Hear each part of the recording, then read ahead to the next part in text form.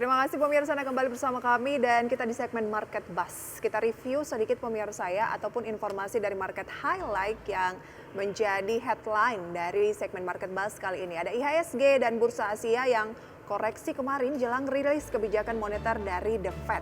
Kita akan lihat nanti seperti apa pembukaan pasca rilis dari keputusan kenaikan suku bunga The Fed, di mana The Fed menaikkan suku bunga sesuai proyeksi 25 basis poin.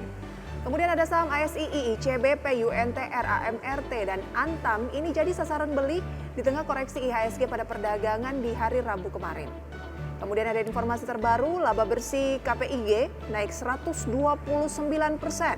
menjadi 287,3 miliar rupiah kuartal 1 2023. Beralih pemirsa ke agenda ekonomi, hari ini diantaranya pemirsa dari Asia ada libur di Jepang, kemudian cadangan devisa Korea Selatan, ada PMI manufaktur Caixin China, kemudian dari Amerika Serikat pernyataan FOMC yang sudah rilis begitu ya dan sudah melakukan konferensi pers kemarin, keputusan tingkat inflasi Amerika Serikat, klaim pengangguran awal Amerika Serikat, neraca perdagangan Amerika Serikat. Dari Eropa ada indeks manajer pembelian atau PMI jasa Uni Eropa di bulan April. Dari dalam negeri ada cukup banyak agenda ekonomi, maksud kami agenda emiten ya. Ada BKSL pemirsa yang RUPS, Indi Kum dividen tunai, MKOL Kum dividen tunai, MFIN Kum dividen tunai, MLPT Kum dividen tunai, TB Kum dividen tunai, TGKA Kum dividen tunai, dan ASII Kum dividen tunai. Kemudian ada BDMN atau Bank Danamon, tanggal pembayaran dividen.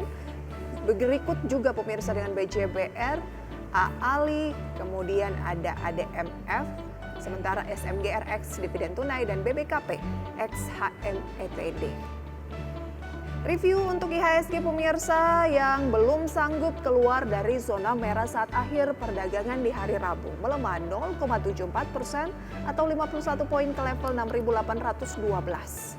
Sektor energi di posisi terlemah turun sebesar 1,45%, sedangkan sektor consumer non-primer menguat atau pimpin penguatan di tengah pelemahan IHSG naik 1,17%.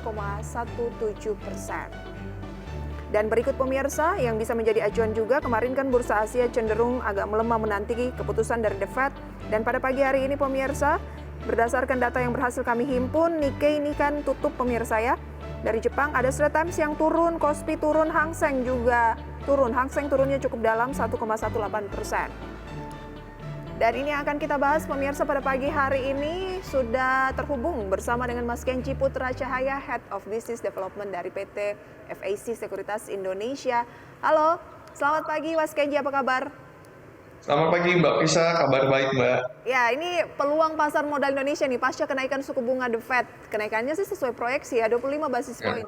Tapi tampaknya yang membuat Wall Street kan sebenarnya di awal masih sempat positif tuh ketika diumumkan, tetapi setelah konferensi pers, Jerome Powell bilang bahwa inflasi ini masih cukup tinggi dan masih cukup jauh tampaknya untuk menghentikan kenaikan suku bunga. Ini yang dinilai bahwa adanya ketidakpastian jalur dari kenaikan suku bunga ini yang tadinya diproyeksi ini akan menjadi yang terakhir begitu ya, pasca kenaikan 10 kali berturut-turut sejak Maret ya 2022 tampaknya.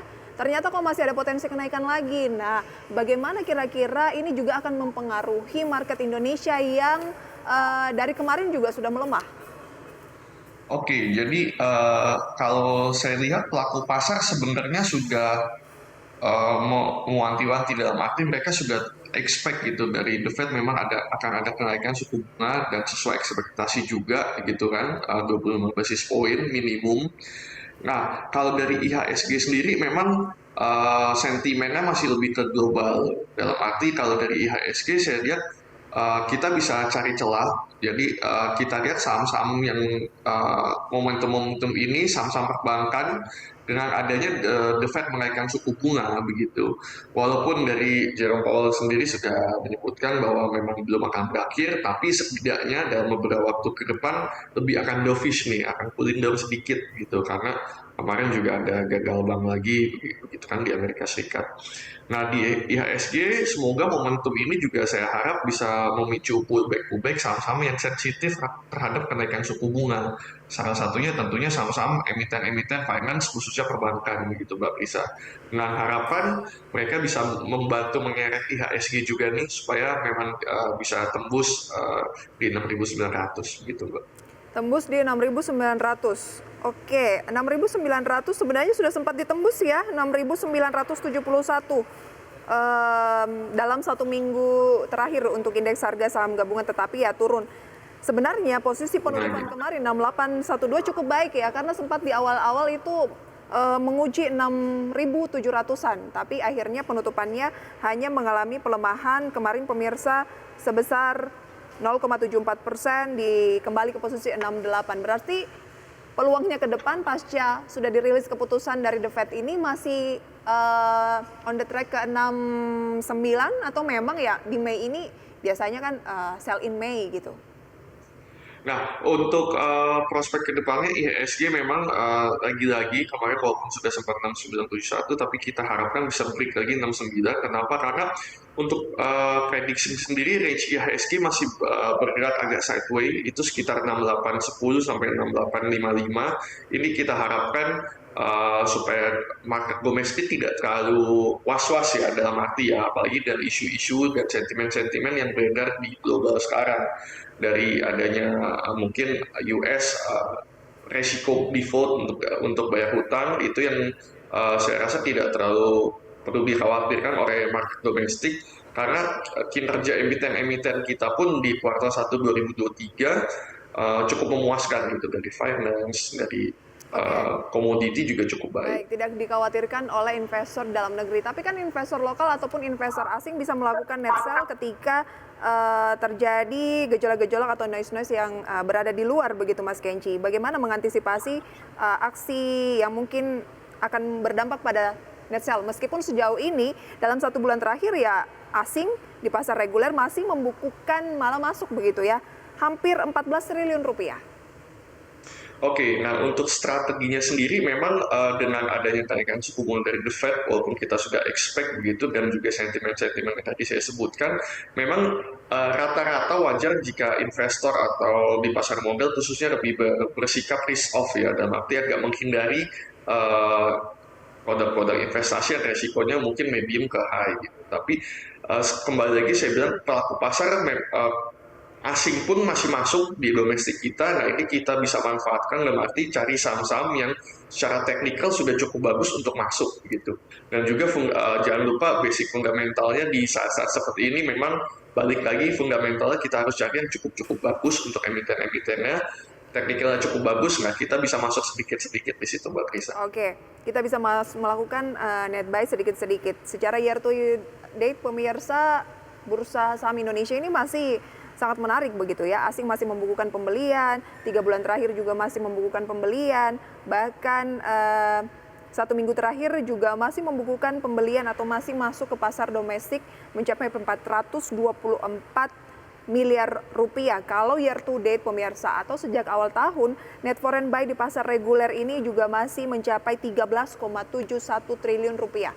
Oke, Mas Kenji, dari luar, sektor yang paling terdampak itu adalah yang berkaitan dengan minyak mentah. Karena minyak mentah diinformasikan sempat turun sampai 4% pasca keputusan dari The Fed. Kemudian memang selain itu, sejak kemarin, baik di luar maupun dalam negeri, sektor energi ini sudah sangat sering memimpin pelemahan. Nah, analisisnya seperti apa untuk sektor energi? Apakah kita switching ke yang diuntungkan mungkin emas saat ini? Karena kalau dilihat kemarin ya, saham seperti Antam masuk dalam top gainers. Oke, untuk energi memang secara harga saham kemarin emiten-emitennya sudah mengalami kenaikan cukup tinggi gitu ya, dari 2022 ke 2023 ini.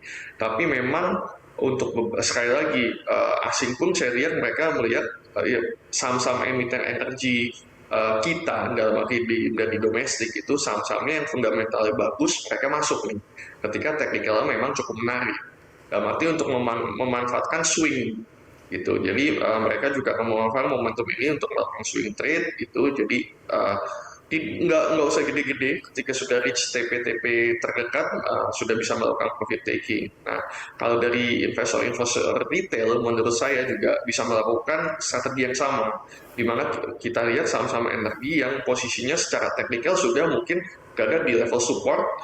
Nah, itu kita bisa chip in sedikit-sedikit, bisa masuk dan mulai akumulatif baik. Jadi manfaatkan momentumnya untuk swing.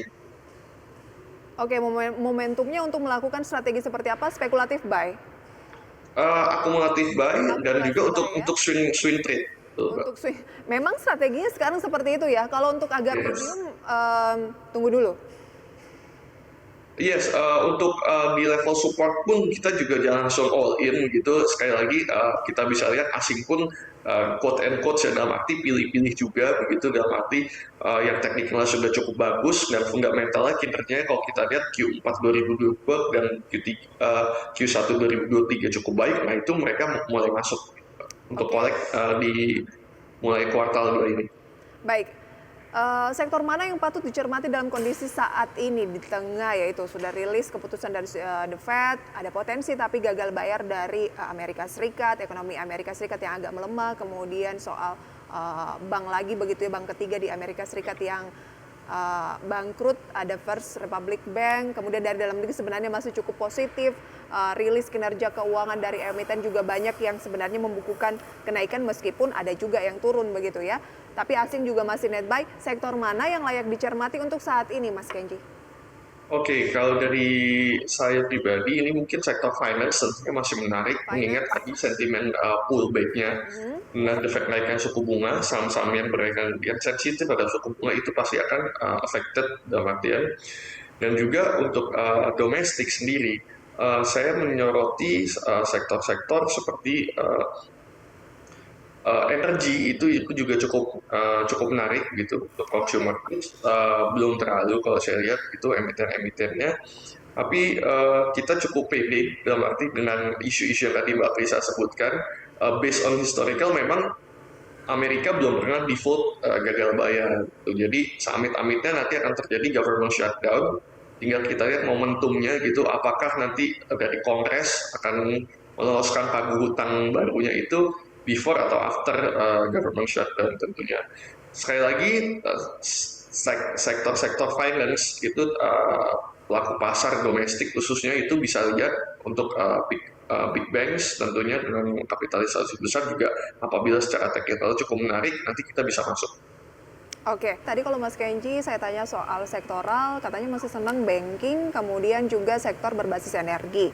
Karena energi saat ini lagi tertekan, jadi menarik untuk buy, begitu Mas Kenji?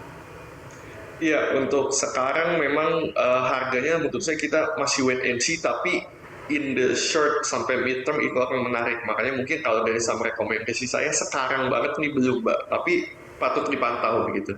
Oke, Apabila harganya sudah menarik. baik.